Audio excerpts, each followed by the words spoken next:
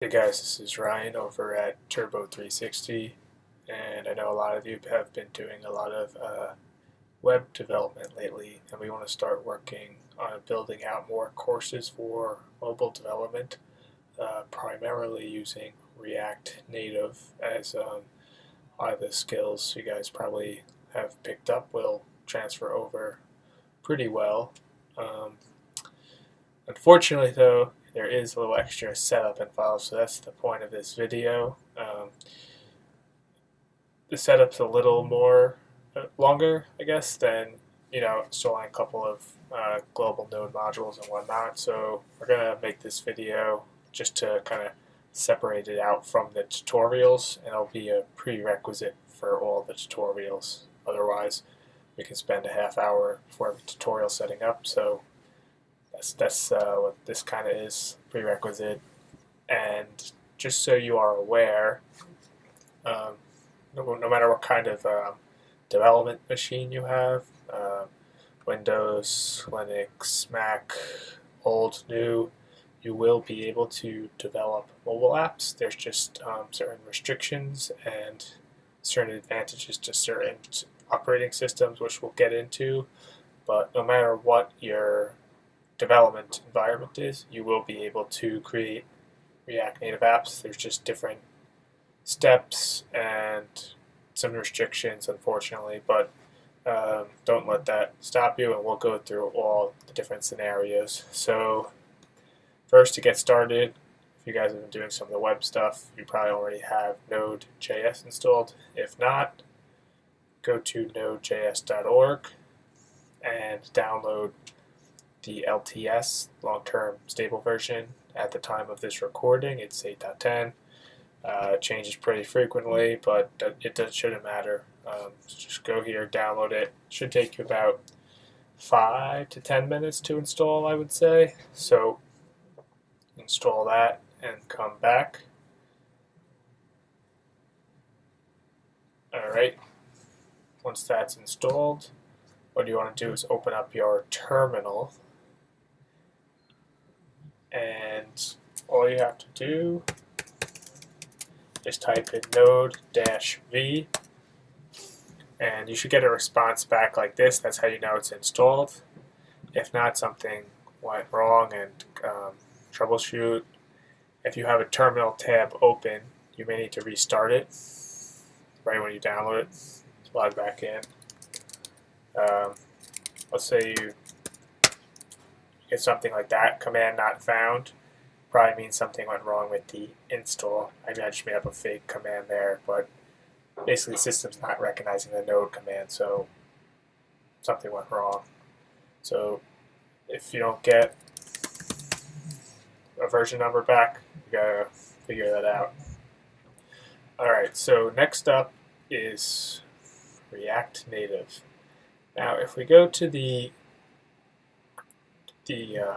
getting started guide here, there's two sections. There's quick start and building projects with native code. I'm basically going over both the same process. Everything you need is right here. I'm just making a video, make it a little easier. But we're going to start with the building projects with native code, because that is preferred. And then the fallback for those who have environment issues and whatnot is the quick start, which we'll get over to. But let me just make sure we're all doing the same.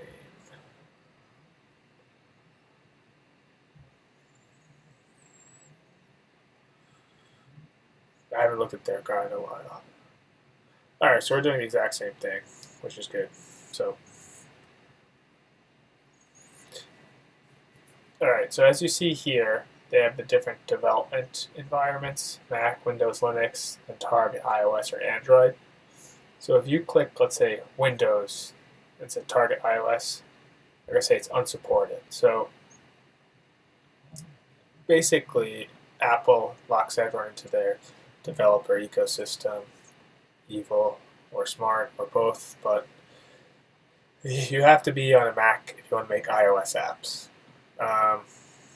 with Create with the React Native CLI. Later we'll get into the fallbacks, but for now, if you want to be an app developer making iOS apps, that's your primary goal. You want to invest in a Mac. I hate to say it, but at the current time, you pretty much need to. If you're making like some hobby apps and you kind of want to get it running on your iOS, your phone, and it's nothing too crazy, no crazy native dependencies, you can get it done with Expo, which again is the fallback, and in their guide, the quick start, we'll get to later. But for the most part, if you want to make iOS apps, you're going to do it professionally, you need to have a Mac. So Linux and Windows users, you can make Android apps, and obviously with Mac, you can also make Android. So with any operating system, you can do Android. If you want to do iOS, you also need a Mac. Now, the good thing is with React Native, I would say about 80 to 90% of the code is going to be the same. So let's say you don't have a Mac, you want to make an iPhone and Android app, build it with React Native, build it for Android, and then later on figure out how to get the iOS one working, but most of the work is already there and done. You have to adjust some styles, certain libraries will be a little different, but you shouldn't let that stop you from building your app. So back to the software requirements. We installed Node. I'm going to install the React Native CLI. So if you open your terminal, make sure your Node is working. When you install Node, it automatically installs npm. So if you run npm-v, you should see some sort of version number there. We're going to run this command.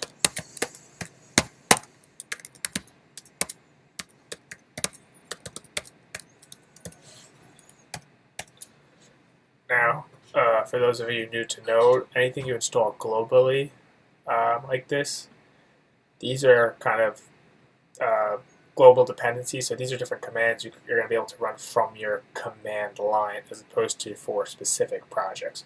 So we want the React Native CLI so we can generate new React Native projects. So that's going to be a global dependency. So I'm going to install that. That should be about version 2 or so. And now that's the quick one. Our final dependency is Xcode Android Studio. So again, if you're using a Mac, you can do iOS. You want to install Xcode. Most of you probably have it included in your on what comes with your computer. If not for some reason, or you're not up to date, or you kind of got rid of it, it's pretty large, just Google Xcode. It's free. Download it. You're going to need it. For those of you going to be making Android apps, let me get this out of the way. You need Android Studio. Again, just Google Android Studio. It's the first result. Download it. It's going to take 700. Both of them are going to take a while, so download them, install them, make sure they run, and pause the video. So just to show you, make sure it starts up.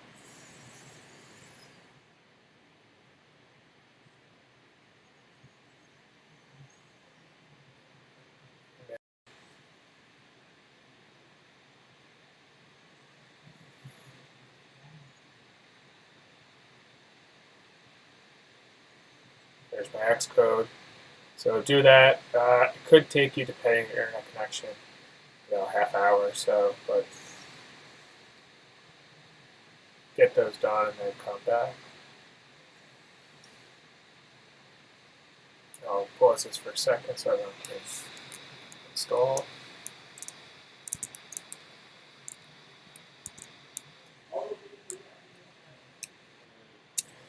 Alright guys, after you have those installed, we should be able to build our project.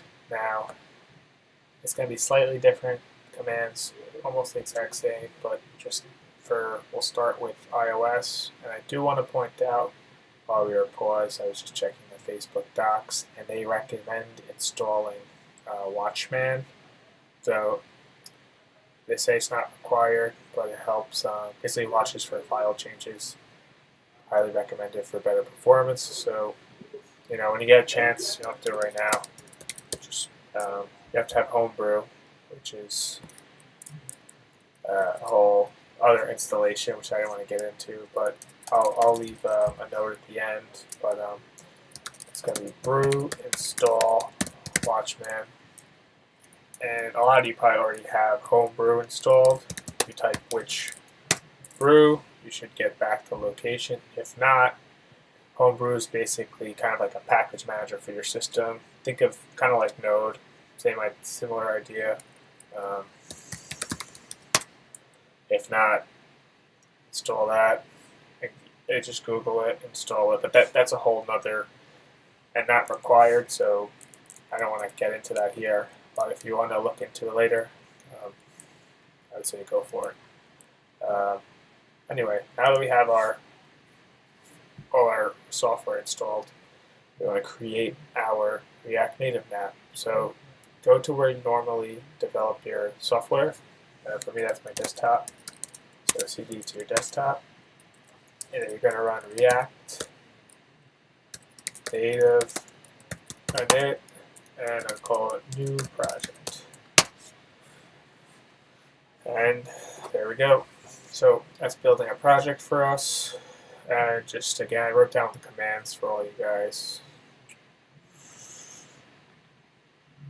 React Native init, new project. That'll take a minute or two. And then we're going to get, iOS or Android, they should be running that command. Then this is where it's going to slightly different right here.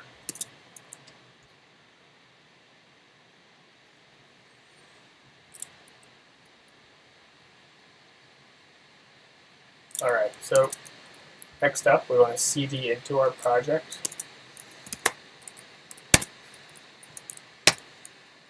And if you type ls, you'll see you got the file structure here. We have our app.js, Android specific, iOS specific stuff. So it appears to have worked. And this also ran npm install for us, so that's good. So next up we want to do React Native Start. Now this is the same for iOS or Android, but this basically runs the packager in the background. And this is something, we're going to need a few tabs because you start this up, and it basically bundles your JS and your assets and allows it to run on devices. So this is always going to just stay running in this tab. So open a new tab, Command T for Mac users, and we're already in the same directory. If not, or if your guys, you open a new tab, make sure you're in the same directory. I don't know if every terminal scopes to the same directory on the new tab. Just make sure you're in the new project. Because if not, for example, if you're still on the desktop or your home, when you run the next command, it's not going to work. So for iOS, we're going to run React Native, run iOS. See, not recognized. So just make sure you're in that directory right here. We're going to do React Native, run iOS.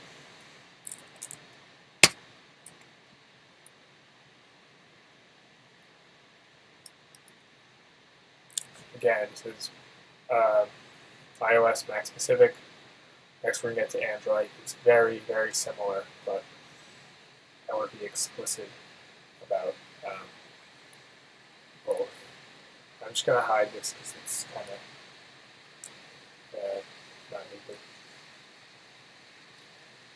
So again, CD into the project, or create the project, CD into it, React Native start, and then React Native run iOS. And React Native start's always going to stay running. React Native run iOS, you don't need to leave running, but I usually just leave a tab there in case it crashes or I need to restart, and I do all my work on the third tab. So let's check on our simulator.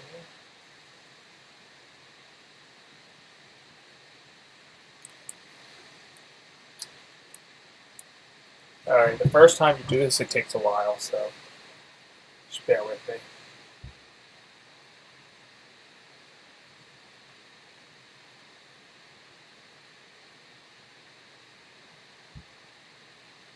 So right now it's creating like a whole Xcode project and stuff the first time, so it takes a while. Linking to your computer. The next time you do it takes probably like 10 seconds. So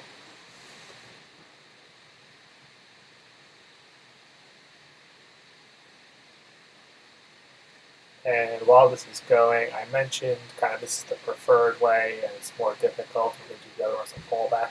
The reason it's preferred is it's kind of like you ever done in React where if you just create React app, it's kind of, you have less, you're kind of more insulated from the stuff kind of going on behind the scenes, and you're going to, for most like production apps, need to get behind the scenes to fix stuff. You're going to need to go into Xcode and Android Studio and link to like different packages, and it's kind of just better to learn this way.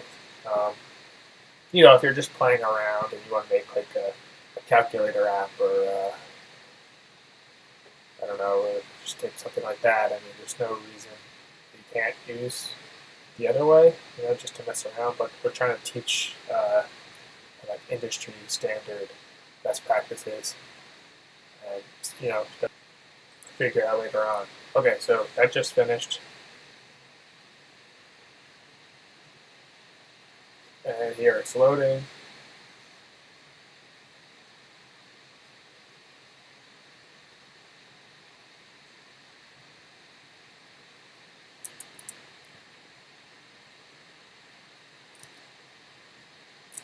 I'll just put these commands up one more time for everyone.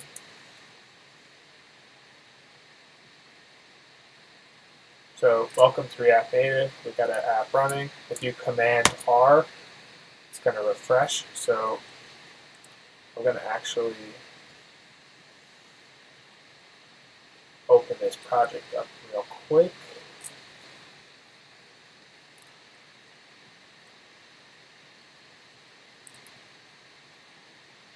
And so if you go to your app.js, says welcome to React Native. We got to change this. Hello from Turbo. I'll come back to the simulator here, Command R refresh, and that updated. So this is an iOS app. If you look right here, that's your app. So it's up and running, and you guys are good. You're set for iOS. Now, for Android, and again, I just want to point out, I changed this and refresh and reload it. That's because we have this package running. So if you watch here,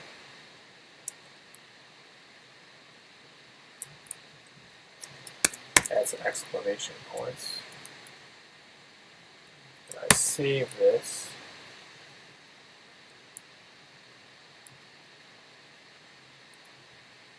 Sorry guys, got a lot of windows here.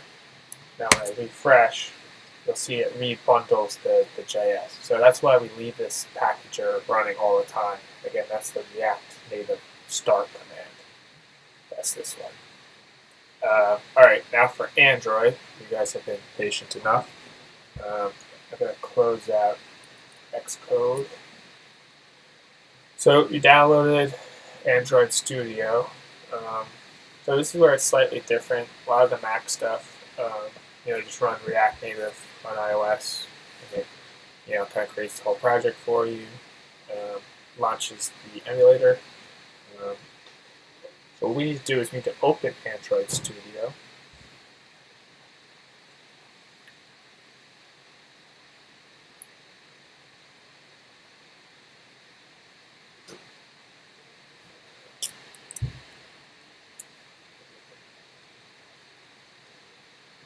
Start a new project.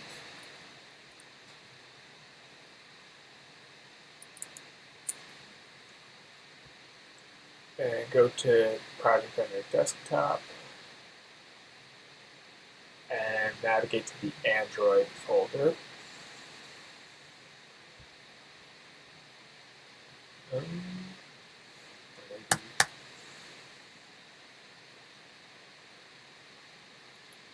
perhaps, sorry, I might have made the Android project first, actually. Hold on. So go to open an existing project. Desktop, new project, Android, open.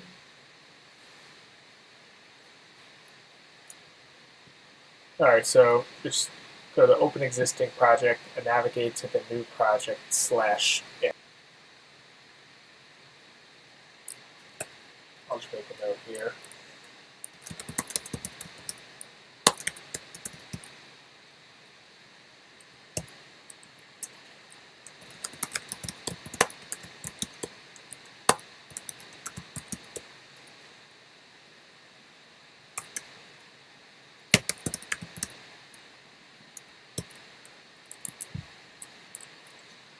Alright, so that's opened.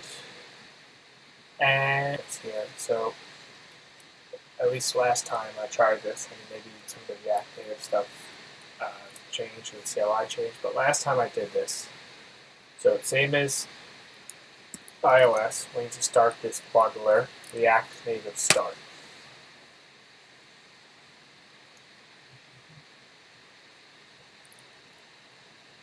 And then you want to keep this tab running, same as the other one, and cd to directory. I'm already there. If you're not, same as before, cd into the project root directory, your project. So you type ls list of files, you should see app, Android, iOS, etc. Now what we want to do is type React Native run Android, and this is where you'll see a slight difference. I believe it will not launch.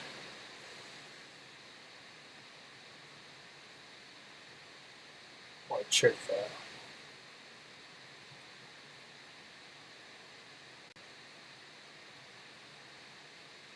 And the reason being is we're not automatically linked to any type of Android device.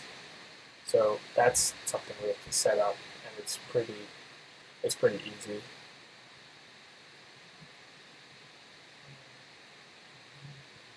Build failed. No connected devices.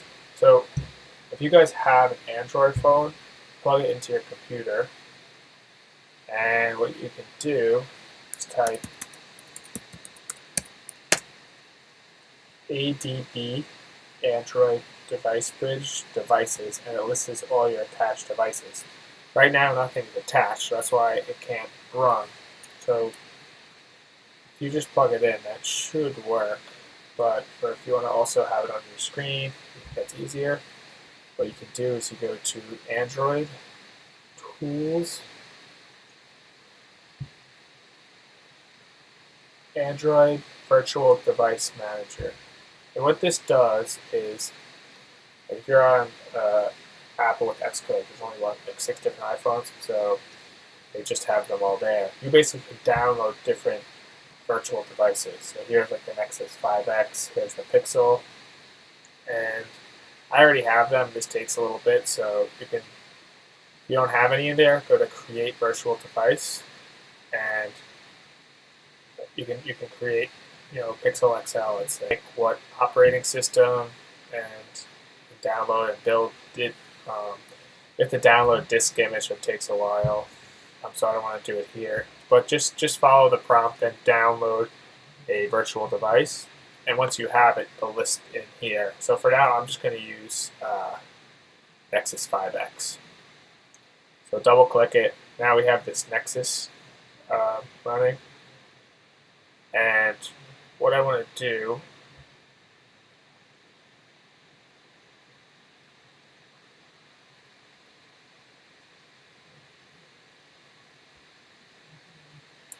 go back to my command line. If I type ADB devices again, it shows an attached device. So you should see the same thing if you're working with an attached physical device as well. So once that's showing, I'm going to rerun React Native run Android. This might not work, so there's one more step, but I want to see. Like 6 months between restarting a new project. I haven't done this in a while for anything. step.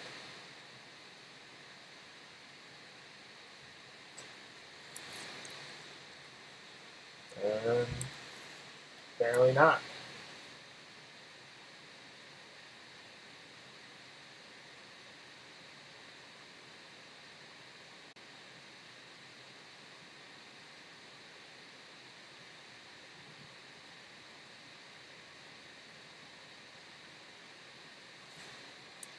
I mean, it's working. So I'll if anyone has any issues, let me know. But sometimes I've had experiences where people's projects can't find the Android SDK, and I'll show you here. So you create a local.properties file in that Android root. You have to explicitly find the SDK. Last time I did a project, I had to do this, but I wonder if they changed something with React Native or the paths. Wonder if I even have Android local.properties. So this was generated when I did React Native init. In the past, I had to manually add this, so this is something I must have gotten improved in one of the versions. But if you have any issues or it's not finding your SDK, just be aware of this local.property file in new project /Android, and you have to explicitly tell it where your Android SDK is. So again, I had a note here to add this. It seems to be working by default, so it might be your SDK is not in a standard location or something. This is where you would come and just edit it and just give that file path. So yeah, as of now, here's our iOS simulator. Here's my Android. So we're up and running on both. Yeah, so life is good. If you guys ran into any issues due to maybe your machine isn't powerful enough to have the full-blown Android Studio or Xcode, and you want to go to the alternate route that we earlier discussed, let's do that quick now.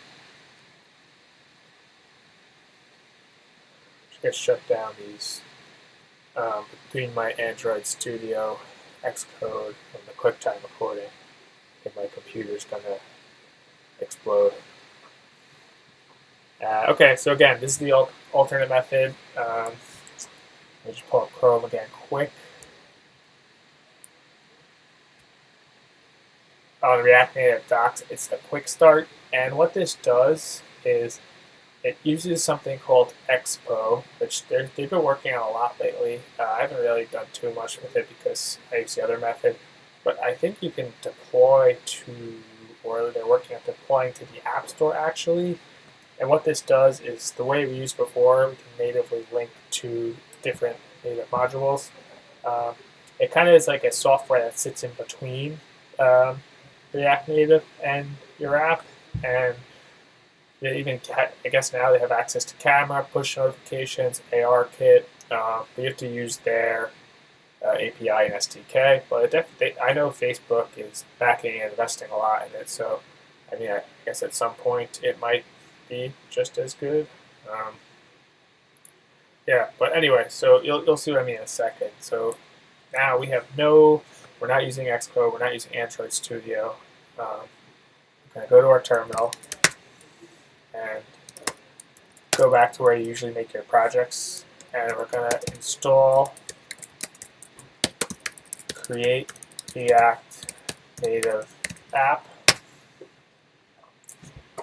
And so this is a different global command line module. Again, before we were using React Native CLI. Now we just download create React Native app. You can even tell by here, it's a much simpler setup. So we install create React Native app, and then we're going to do, before we did React Native init, this is synonymous to that, create React Native app and our project name.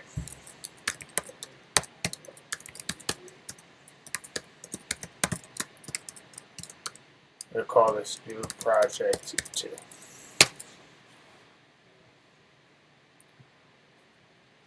And it's going to make a whole React Native project. It's going to look pretty much, I mean, it's going to look the exact same. Just has a Expo dependency instead of some of the other stuff. And you can always eject, migrate later on, but that's kind of not really the scope or point of this video. I just want to make sure everyone gets up and running.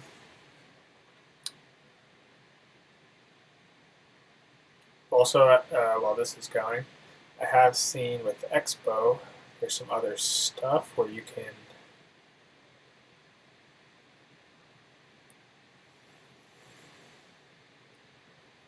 develop in the browser. I think it's Expo Snack.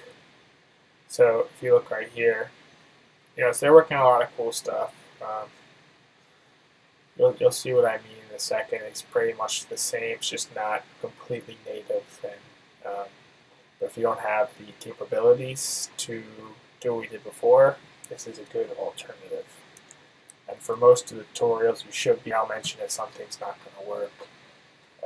It's really, you're going to run into issues when you start working with anything where you need Xcode or Android Studio and linking, and then you have to find an alternative. For example, the navigation library that's now recommended by Facebook, React Navigation, Expo. Before that, it was React Native Navigation, and there was more native dependencies and linking, and you couldn't. But anything that's pure JS, pure React code, you can run right in Expo. So I would say don't be discouraged and try to get this set up and follow along. It's taking a few minutes. Sorry, guys. But while you're waiting, what you want to do is go on your phone, your iOS or Android, and let's see if that's kind of hard to see, but you want to download the Expo app right there. So go to the app store, and when you open that up, sorry guys, this glare is bad. Let me try this. No, it doesn't help. Okay, so you should see something like that where, sorry guys, scan QR code. This is a free app. Show one more time. I don't really know if. But anyway, you open the app. You can see scan QR code. So what you want to do, we just created our new project. We're going to CD into it. And we're going to run npm start.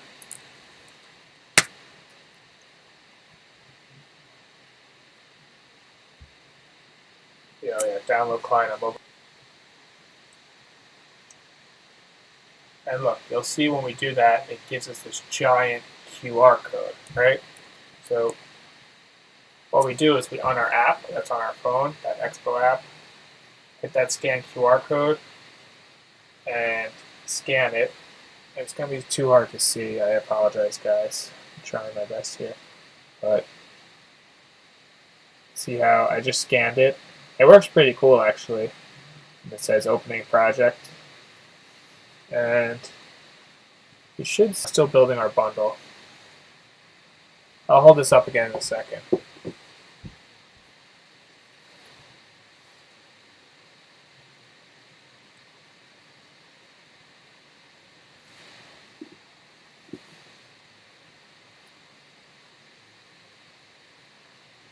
Alright, so I have it running here on my phone. And again, I apologize that this is so hard to see. And just like before, I'm going to change that so that it says just some change text so we can see if it's running.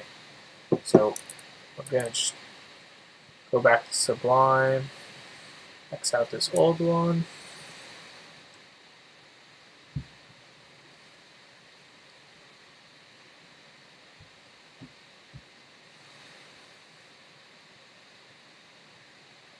And then here, it's going to say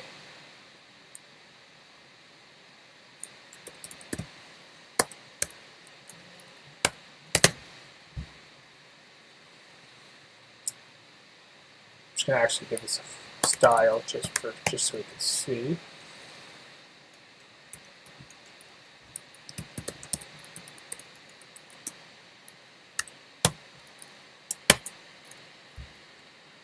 If you look here, it just bundled the JavaScript again, and I didn't even update on my phone. I didn't move anything, and it's right there. So it's pretty cool. I guess my point is, if you go through the initial one, your development environment doesn't support. It can't handle a load of Android Studio, Xcode, or you want to make iOS apps and don't have a Mac. Don't fear. You can get like, I would say 90% of the way there with Expo, and I know they keep working on improving it, so don't be discouraged. Definitely do tutorials, and I mean, it is pretty cool. I might look into setting some stuff up or kind of posting some stuff on that Expo snack that we looked at before, just so you can have some code examples online later on. So we're going to be looking into that. And yeah, I mean, I think we pretty much covered how to set up all the environments, sorry, our iOS and Android development environment, depending on what you're able to do based on your system. And I think from here on in, we could just start out all our videos just straight run the React Native start command, React Native run iOS or Android, or if you're on Expo, npm start, and we should be able to, move along nicely. So again, I'm just going to end by showing this again quick for those of you who need to see some of the commands again. React Native CLI. I'm just showing the commands, anything that's not just a download click, that you might have lost or be looking for. React Native init, React Native start, React Native on iOS, and React Native on Android. Yeah, I mean, it's pretty self-explanatory.